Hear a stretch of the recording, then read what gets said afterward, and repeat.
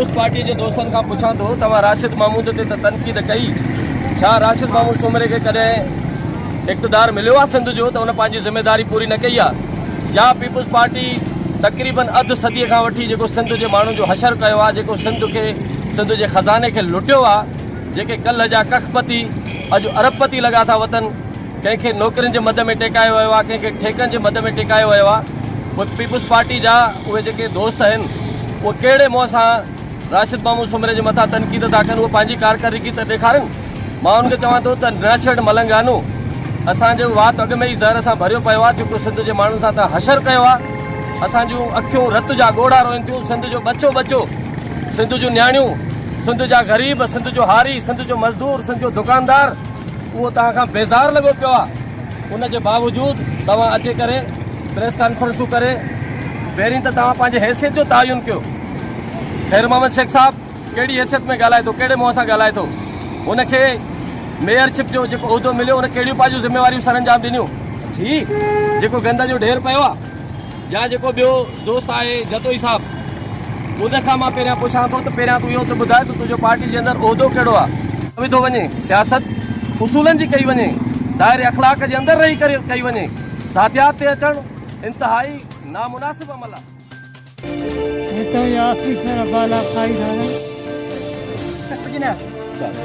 कॾहिं खां वठी पाणी कोन्हे हफ़्तो छाजे करे पाणी कोन्हे छा था चओ ख़बर न पई लेन सड़ी विया लेन कोन्हे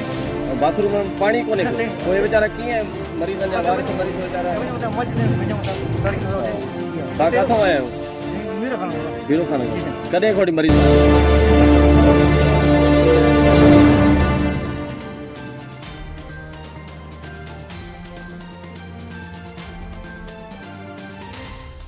अस्पताल जे मरीज़नि जे लाइ उन्हनि जे वारसनि जे लाइ थधे पाणीअ जे पीअण जी टैंकी आहे उहा ॾिसो तव्हां इहे नाकारा लॻी पई आहे इहे केतिरे अरसे खां वठी अहिड़ी कहर जी गर्मीअ में हे यज़ीदी किरदारु न आहे त ॿियो छा आहे। छा सिंध जे माण्हुनि जो इहो बि हक़ न आहे जो अस्पताल में पंहिंजे प्यारनि खे खणी अचनि ऐं सिंध सरकार सॻोरी उन्हनि खे पीअण जो थधो पाणी मुयसरु करे। सिविल अस्पताल जो हे पार्क आहे जिते ही मरीज़ वीचारो हिते छबर ते सुम्हियो पियो आहे बट ते ऐं दादा ते तव्हां वार्ड मां निकिरी हिते छो सुता पिया आहियो गर्मी वार्ड में हुते पखो जा एसी कोन्हे छा कुछ भी ना है हेडी मरीज़ सां हालत आई है तकलीफ़ आहे त का मालिकी न दुनिया दौलत हुजे त माण्हू प्राइवेट में वञे न का सफ़ाई जा को हुते पखा बखा का शइ को केतिरी मरीज़ सां पखो नथो हले लेटरिन वॉशरूम बाथरूम कुछ भी कोन्हे साईं। अच्छा उते कुझु बि कोन्हे न पाणी पीअण जो आहे हा हाणे मूं ॿुधाए त पेशेंट छा कंदो। ये सिंध गवर्नमेंट अरबे रुपयनि जी जेका बजट या रिलीज़ करे थी या काॾे थी वञे या हिन मां कुझु बि नथा कनि हिते तव्हां हितां जा ऑफिसर बाला खाई था कुझु न अच्छा कॾहिं खां वठी पाणी कोन्हे इहो हफ़्तो खनि थियो छाजे करे पाणी कोन्हे छा था चओ ख़बर न पई लेन सड़ी विया लेन कोन्हे बाथरूम में पाणी कोन्हे पोइ वीचारा कीअं मरीज़नि जा वारिस मरीज़ वीचारा वञूं था मस्जिद में वञूं था तड़के जी हा तव्हां किथां आया आहियो मीर खान बाबा हीरो खान खां कॾहिं खां वठी मरीज़ तव्हां हिते आहे असीं 5 6 ॾींहं अच्छा जी बाबा अस्पताल जे मेडिकल वार्ड जेको यूनिट 2 जो आहे उनजे आॾो ई गटर खुलियल आहे हे मरीज़ अचनि था जेके उन्हनि सां गॾु मासूम ॿारड़ा बि अचनि था हे खूनी गटर हिते खुलियल आहे ख़ुदा को जेकॾहिं हिन में किरी पवे को नंढो ॿार त कहिड़ो वॾो हादसो पेश अची सघे थो हिन ते ढकणु कोन्हे। इन खां वधीक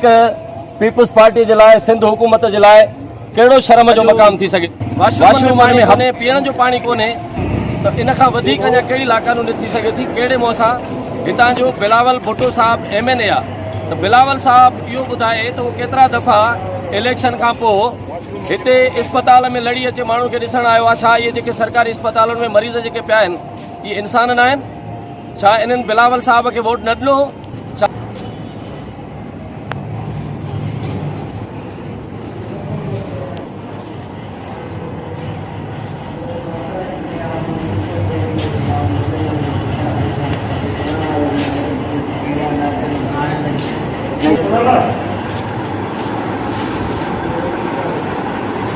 ये किया है इन्हें हालत लगी है धक्को डाउन करे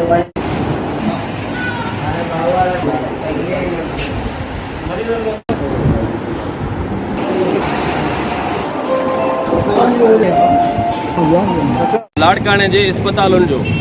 अस्पतालुनि में पाणीअ जी किल्लत जे हवाले सां या गटरनि जा मुंहं जेके खुलियल हुया, जा जेके मरीज़ बेयारो मददगार उते तड़पनि पिया, या वरी जेको वॉशरूमनि जो हशर हुयो, जेका बदबू हुई,